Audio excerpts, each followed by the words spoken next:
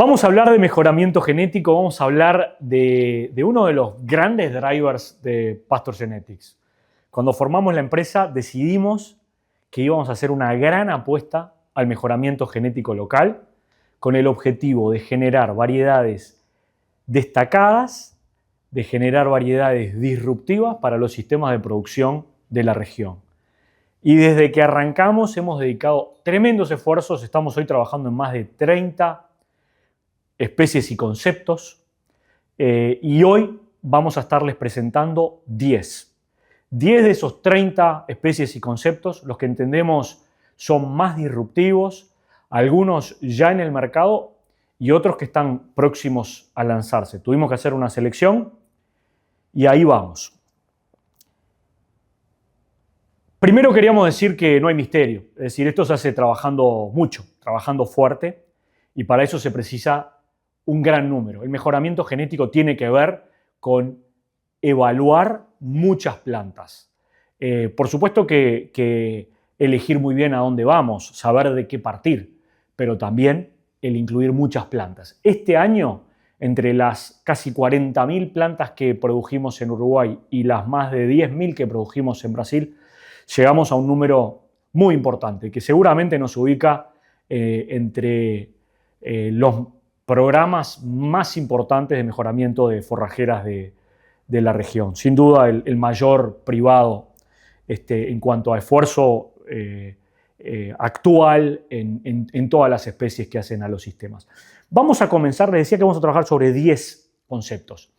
El primero que vamos a trabajar es uno que nos desvela mucho, que es el mejoramiento por resistencia apiricularia a Brusone en ryegrass. Y nos gusta comenzar con esta foto en donde vemos lo que la enfermedad puede hacer. O sea, puede ser tremendamente devastadora. Aquellos productores que la han padecido aprendieron rápido y dijeron, che, esto es serio, me tengo que preparar y tengo que elegir muy bien qué es lo que siembro. En este ejemplo lo que vemos es dos parcelas, el de una variedad resistente y de la variedad común uruguaya, Estanzuela 284, que es el testigo susceptible para la enfermedad. Esto es en Paraná, Brasil. Es un ambiente en donde todos los años se presenta la enfermedad y es en donde estamos haciendo el mejoramiento genético para generar nuevas variedades de ryegrass. En Uruguay, en concreto en el litoral oeste, se presentó temprano en el año 2018. Desde entonces no hemos tenido epidemias importantes en el litoral oeste, sí en el este de Uruguay, temprano. Los productores de semillas sí la ven tarde en el ciclo del ryegrass y saben de qué estamos hablando. Los que siembran ryegrass para pastoreo y están en el centro, en el sur, en el litoral oeste, en general no la conocen a la enfermedad. Y lo que el cuadro muestra es el nivel de susceptibilidad que tiene la variedad 284 para Brusone, en donde, como dice el cuadro, quedó como la más susceptible, lo cual era claramente esperable. Entonces, ¿qué es lo que estamos haciendo nosotros? Estamos haciendo un esfuerzo enorme de mejorar por esta enfermedad y nos estamos yendo a Paraná a hacerlo para poder hacerlo de manera consistente. No podemos correr el riesgo de sembrar acá con intención de seleccionar y que después la enfermedad no se presente. Entonces, acá les mostramos los distintos niveles de resistencia que observamos en ese ambiente, cómo luce la variedad Estanzuela 284 en cualquier año en este ambiente, en siembras tempranas, cómo luce una variedad moderadamente susceptible, una variedad moderadamente resistente y cómo luce nuestra primera variedad de destacado comportamiento para la enfermedad, que es un ryegrass diploide de ciclo corto, cuyo código es PG2202 y en breve va a tener nombre. Entonces, ahí ven el gradiente. Si tuviésemos que hacer una tabla de comportamiento a partir de los datos que nosotros venimos registrando en Brasil, lo que vemos es que la severidad de 284 se ubica en lo peor, alrededor de, en este caso, severidad 70%, la de mejor comportamiento fue PG2202, nuestro futuro lanzamiento 2026. Algunas líneas avanzadas nuestras, algunas variedades comerciales y para sorpresa, porque no fue seleccionada con ese propósito, nuestro ryegrass italiano de ciclo largo, del que vamos a hablar en unos minutos, tiene muy destacado comportamiento. ¿Cómo es Chief, que es el ryegrass que muchos conocen, el tetraploide de ciclo medio? Y bueno, sin ser una variedad de comportamiento muy destacado, se ubica en el nivel de mejor comportamiento dentro del ranking.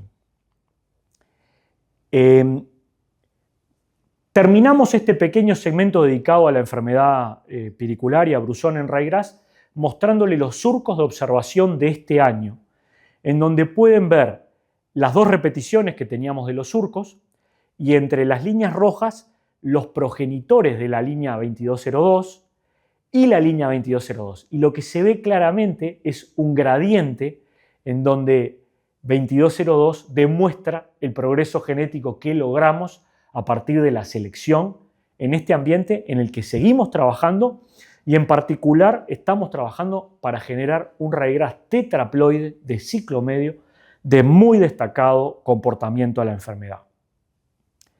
Segundo concepto que queremos discutir, de estos 10 que vamos a discutir en esta presentación. Y vamos a hacer foco en lo que nosotros llamamos los ryegrasses italianos de tercera generación representados por Commander, PG Commander. Para entender qué es PG Commander, precisamos explicar qué sería un ryegrass italiano de primera generación y qué sería uno de segunda generación.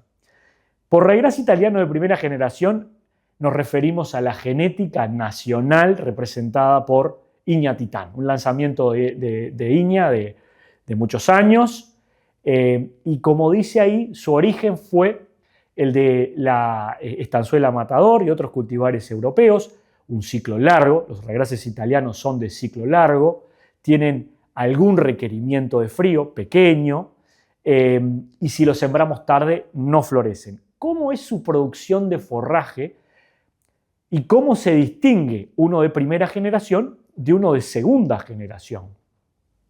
Los de segunda generación son ryegrasses italianos, es decir, con algo de requerimiento de frío, de ciclo largo, pero que han sido seleccionados para tener alto crecimiento, alta producción en invierno.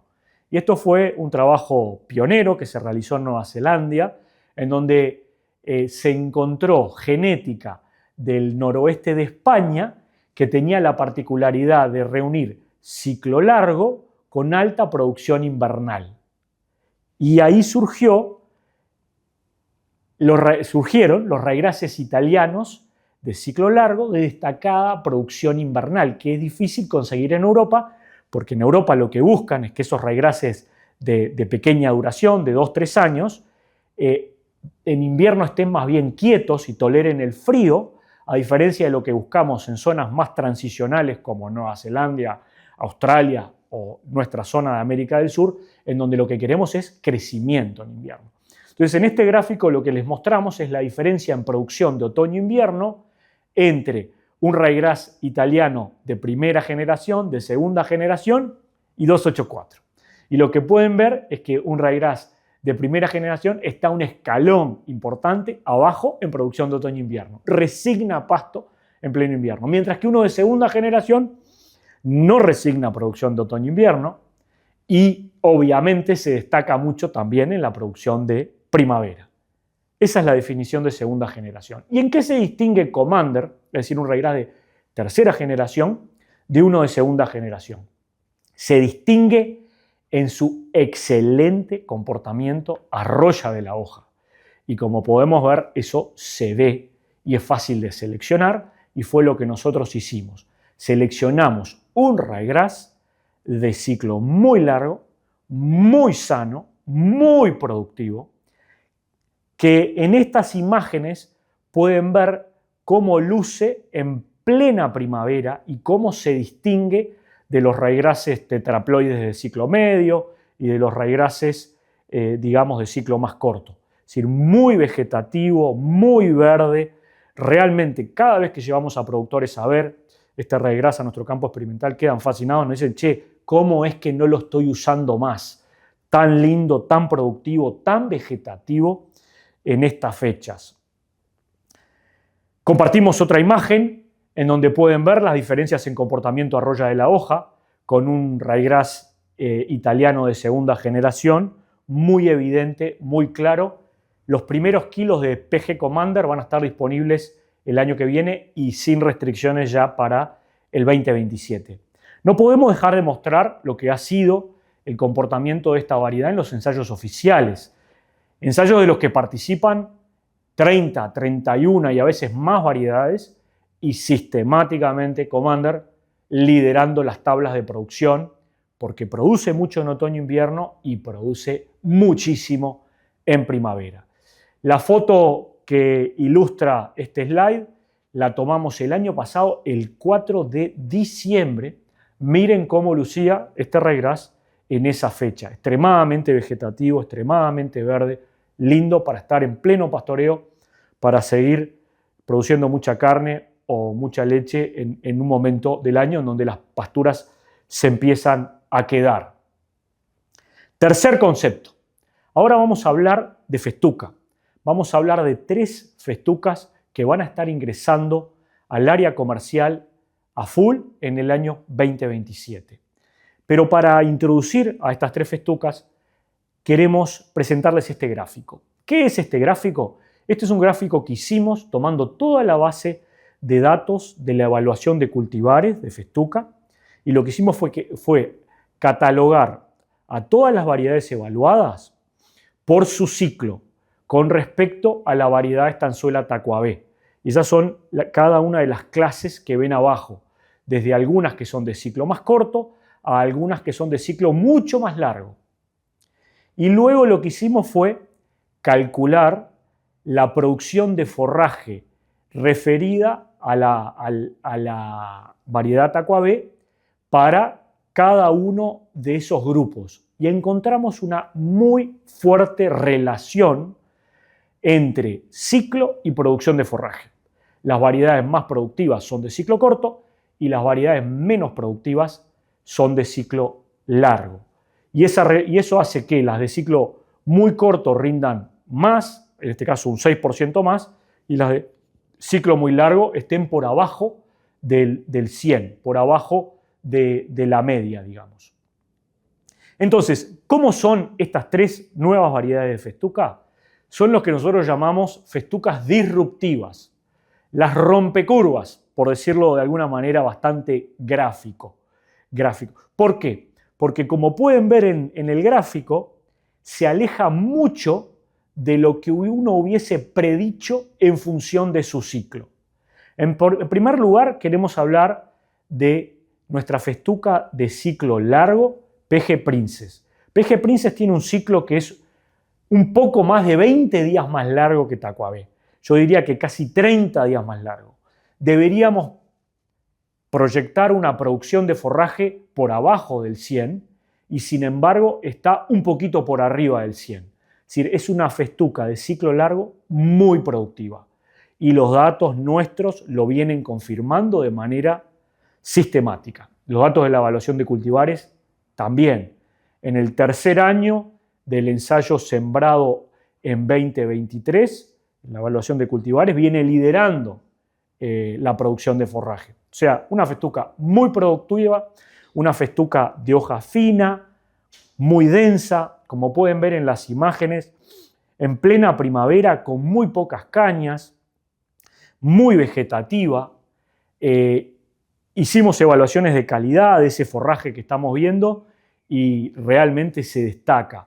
Le saca una ventaja al testigo de calidad en digestibilidad, en contenido de FDN, contenido de FDA, en energía metabolizable, parámetros que valoramos mucho, producto de la gran foliosidad y que tiene menos cañas. No es una festuca 0 cañas, pero se parece mucho y es muy productiva. O sea, es algo que no hay en el mercado. Eso es Princess. Las imágenes que les estamos mostrando de alguna manera lo ilustran. Segundo concepto que queremos presentarles, la festuca sin cañas. Acá sí nos vamos a una festuca que es producida en Nueva Zelanda, que no tiene cañas en Uruguay. Lanzamiento también esperamos 2027.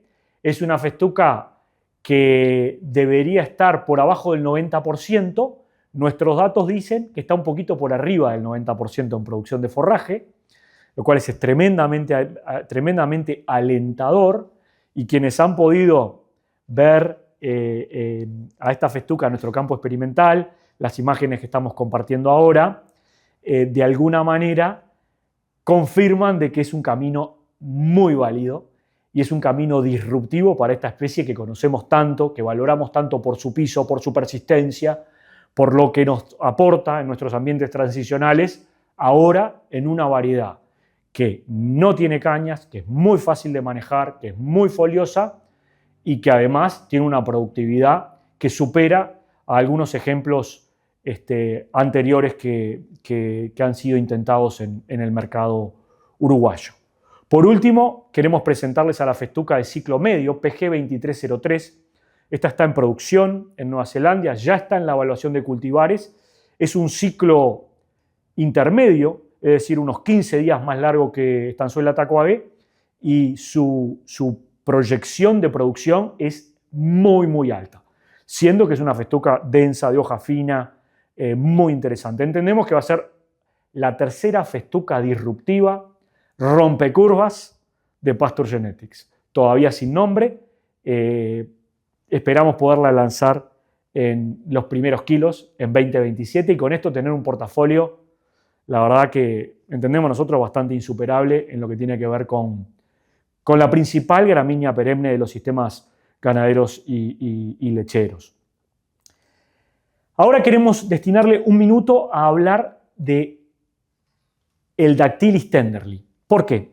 Porque es un Dactylis sin cañas que, a diferencia de la festuca 2504 que se ubica por abajo de la media, es decir, la producción esperada de 2504 va a ser de 90 y algo, en el caso del Dactylis tenderly, que es lanzamiento 2026, y ya estamos recibiendo pedidos para quienes quieran probarlo el año que viene, supera a la media. Es decir, es un Dactylis que no paga el peaje de producción a pesar de no tener cañas. Estamos muy contentos con este producto. Ya está en la evaluación de cultivares, en donde viene comportándose muy, muy bien.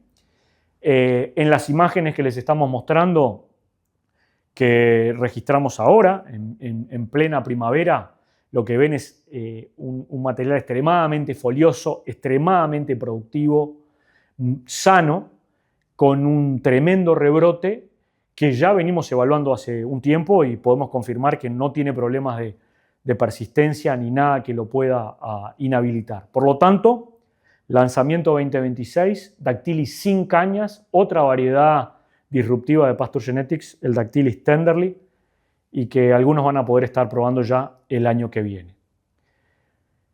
Concepto número 5. Y acá nos metemos en especies que merecen más atención.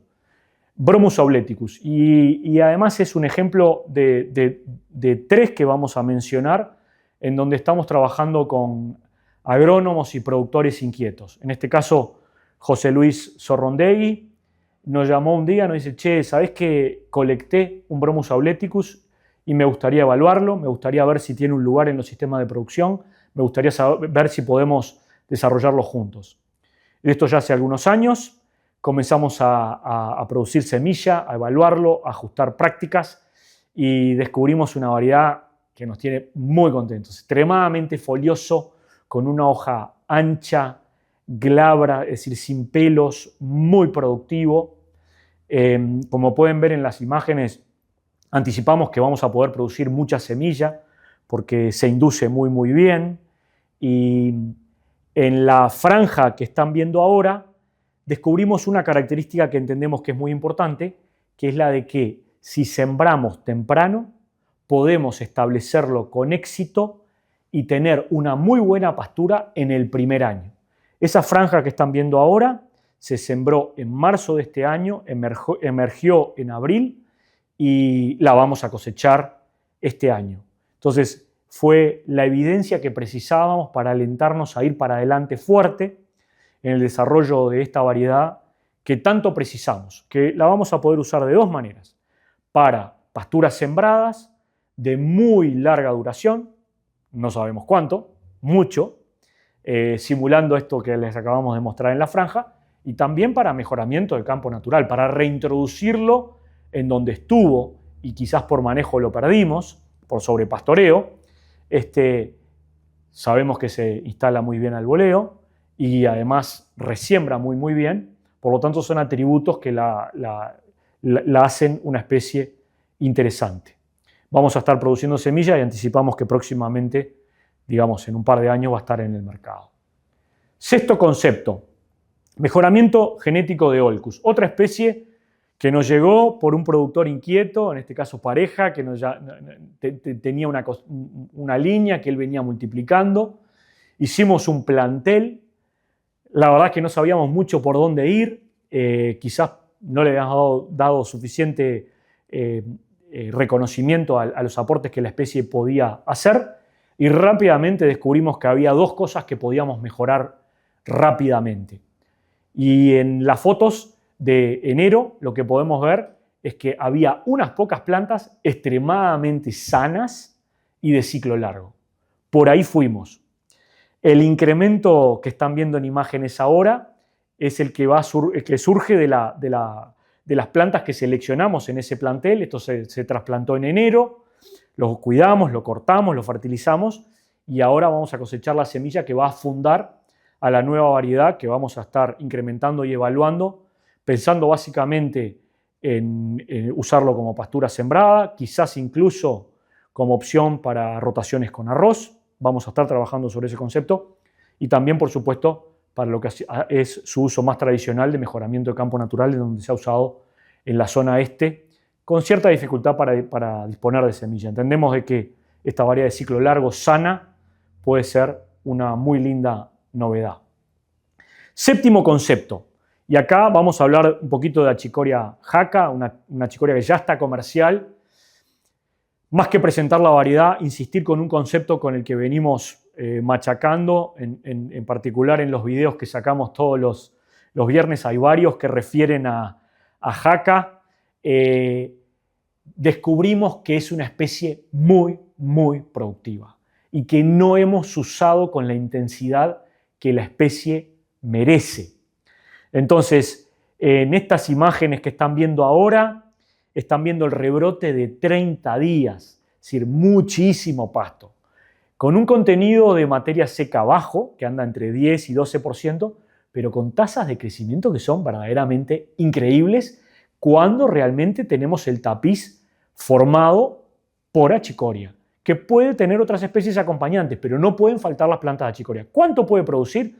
Y bueno, máximas tasas de crecimiento acalambrantes. En el último corte que hicimos, medimos 100 kilos de materia seca por hectárea y por día.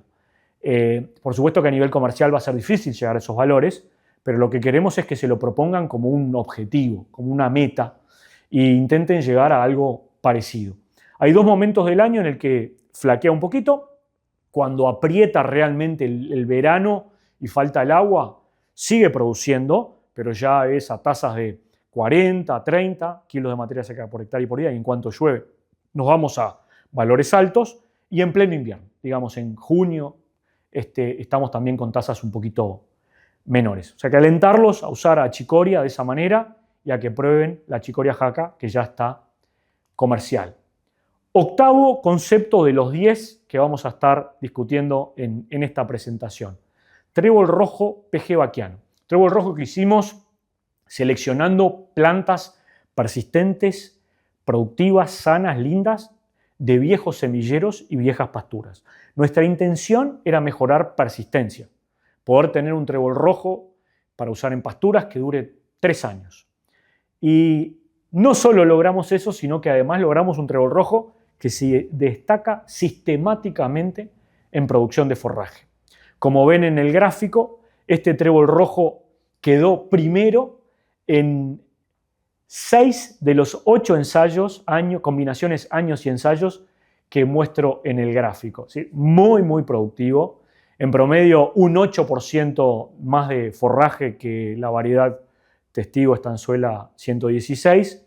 Y en estas imágenes pueden ver cómo luce. Es un trébol rojo, digamos, como los que usamos acá, activos en invierno, muy productivo, quizás un poquito más intermedio en su porte que 116, de hoja grande, lindo. Alentarlos a que lo prueben, no falla, la verdad que no falla. Noveno concepto que queremos presentarles, otro proyecto que nos tiene muy entusiasmados, que iniciamos cuando fundamos Pasture Genetics.